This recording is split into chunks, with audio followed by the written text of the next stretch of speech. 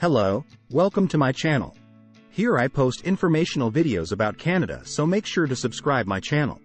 So today we will know about study. Canada home to almost 1 million temporary residents.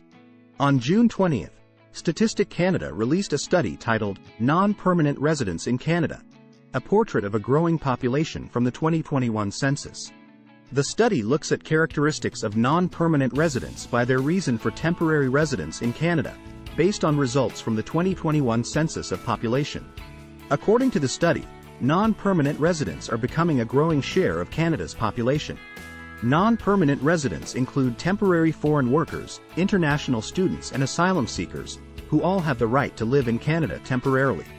In 2021, almost 1 million non-permanent residents, NPRs, were counted in the census, making up 2.5% of Canada's population. Of those 1 million, the largest portion of NPRs had a work permit. In 2021, 40.1% of NPRs had a work permit only, and another 14.2% had a study permit on top of their work permit. Further, NPRs with a study permit alone represented 21.9% of all NPRs. Those seeking refugee protection accounted for 15.1% of NPRs. The remaining 8.7% was a combination of other NPR types, including temporary resident permit holders, family members of NPRs and parent and grandparent super visa holders. NPRs are younger than the rest of the Canadian population. Overall, 6 in 10 NPRs in the 2021 census were young adults between the ages of 20 to 34 years. As a comparison, young adults made up 37.3% of recent immigrants and 18.4% of the rest of the Canadian population.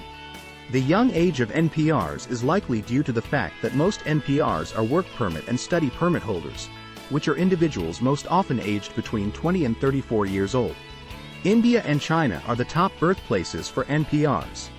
The most common birthplaces of NPRs were India, 28.5%, and China, 10.5%, although NPRs came from many different countries.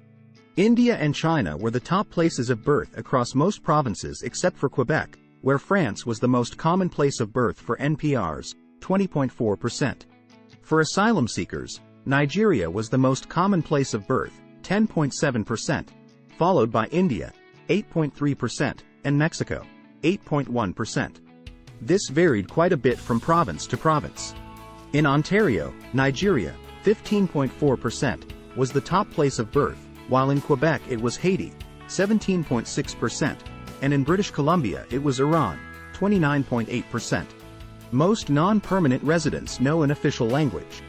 The wide source countries of NPRs lead to a linguistic richness and diversity in Canada.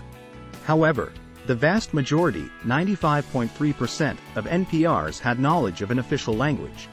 Almost all NPRs with a study permit, 97.7%, and with a work and study permit, 99%, reported knowledge of English or French. The proportion was still high for asylum claimants, 86.7%. Outside of Quebec, the knowledge of English was high, 94.8%, while only 4.6% knew French. Within Quebec, 68.4% of NPRs knew French. Labor force participation was high among non-permanent residents. Canada has an aging population, declining fertility rate and labor shortages. Therefore, Canada relies on NRPs to stimulate economy and fill job vacancies. The labor force participation rate of NPRs was 74.2%, which was higher than the rest of the population, 63.4%. However, the young age of NPRs likely explains this difference. Sales and service occupations were the top occupations of all NPRs aged 15 years and over. More than one-third, 36.4%, of NPRs worked in sales and service occupations, compared with one-quarter, 25%, of the rest of Canada's population. In comparison, the occupation profiles of asylum claimants were much more unique. These NPRs were more often in trades, transport and equipment operators and related occupations, 23.9%, manufacturing and utilities occupations, 12.3%, and health occupations, 11.7%. Skills are more commonly being underutilized in non-permanent residents.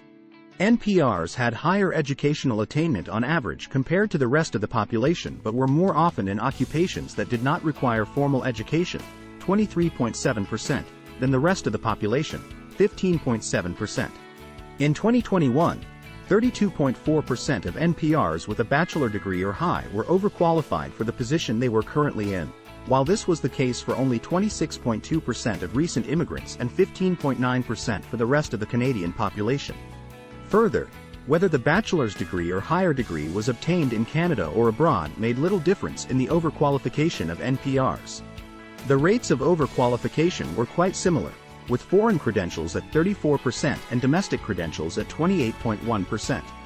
Thank you for watching the video. If the video was helpful, make sure to like, share and subscribe to this channel for the upcoming videos. See you in the next video.